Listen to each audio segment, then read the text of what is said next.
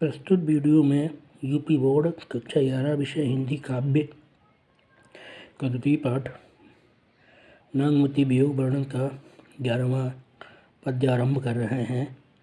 इसमें माघ मास से वर्णन आरंभ हुआ है। लाग्यो माघ परय अब पाला, बिरह काल भयो जड़ काला। पहल पहल तन रुई झाँपय, हहरि हहरि अधिको ही काँपय। आई सूर होइत पुरे नाहा, तोहि बिनु जाड़न छूटे माहा। एहि माह उपजे रस मूलू, तू सो भोर मोर जवन फूलू। नैन चुबहि जस महावट नीरू, तोहि बिनु अंग लाग सर चीरू। टप टप बूंद परहि जस ओला, बिरह पवन होय मारै झोला। केहि क सिंगार को पहिरू पटोरा, गीउन हार रही होय डोरा। तुम बिनु काँपै धन हिया, तन तिन उर भाडोल। तेहि पर बिरह जराई के, चाहे उड़ावा झोल। प्रस्तुत पद में कवि ने माघ मास में नागमती की जो स्थिति हुई है उसका वर्णन किया है।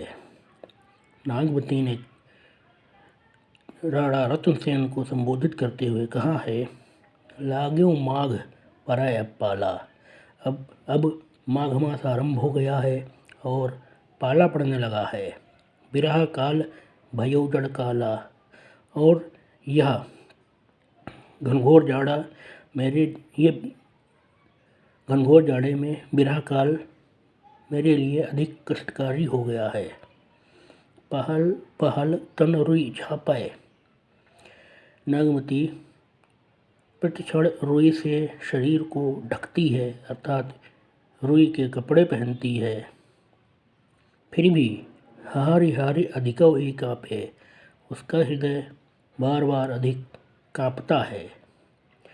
आई सूर होई तापुरे नाहा, वह कहती है कि ऐसा नहीं है कि सूर्य के आने से ताप अर्थात ऊष्मा प्राप्त हो रही है, क्योंकि सूर्य नहीं उदित हो रहा है।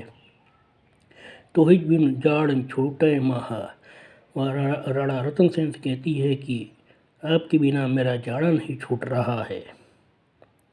एहि माह उपजे रस मूलू, रानी नागमती कहती है कि इसी माघ मास में संपूर्ण शरीर में मानो रस उत्पन्न हो रहा है, अर्थात संपूर्ण शरीर अत्यंत सुंदर हो गया है।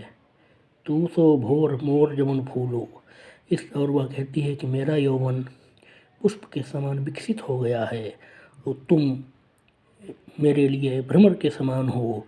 मेरी युवावस्था के सौंदर्य और यौवन रूपी रस का पान तुम ही करोगे। नैन चुबहि जस महावट नीरू, मेरे नेत्र उसी प्रकार से गिरते हैं जैसे बरगद के बड़े वृक्ष से पानी की बूंदें गिरती हैं। तोहि बिनु अंग लाग सर चीरू, और वह कहती है कि हे रत्नसेन, तुम्हारे बिना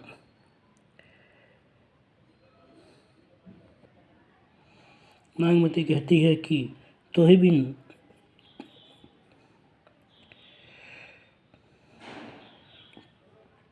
नैन चुबहि जस महावट नीरू, नेत्रों से अश्रु उसी प्रकार से गिरते हैं जैसे बरगद के बड़े वृक्ष से पानी गिरता है। तोहि बिनु अंग लाग सर चीरू, और तुम्हारे बिना मुझको पहने हुए कपड़े भी बाण के समान प्रतीत होते हैं। टप टप बूंद परहि जस ओला, बिरहा पवन होई मारे झोला। टप टप गिरती हुई आंसू की बूंदें ओले के समान कष्टदायी हो रही हैं, और तुम्हारे बिना विरह का पवन, विरह की वायु मुझको जर्जर किए दे रही है। केहि का सिंगार को पहिरू पटोरा, मैं किसके लिए श्रृंगार करूं, किसके लिए अच्छे अच्छे वस्त्र पहनूं। गीउन हार रही होय डोरा, और वह कहती है कि मैं किसके लिए अच्छे हार आदि आभूषण पहनूं, अर्थात तुम्हारे बिना मुझको वस्त्र आदि भी आभूषण आदि भी अच्छे नहीं लग रहे हैं। तुम बिनु कांपे धन हिया तन तिन उर भा डोल, तही पर बिरहा जराई के चढ़े उड़ावा झोल। नागमती कहती है कि तुम बिनु कांपे धन हिया, तुम्हारे बिना मेरा हृदय कांप रहा है। तन तिन उर भा डोल, और तन एक तिनके के समान विचलित हो रहा है, डोल रहा है। तही पर बिरहा जराई कै चहे उड़ावा झोल, और उस पर यह विरह की अग्नि मेरे शरीर रूपी तिनके को जला करके मानो उसको उड़ा देना चाहती है, राख के समान बनाकर उड़ा देना चाहती है।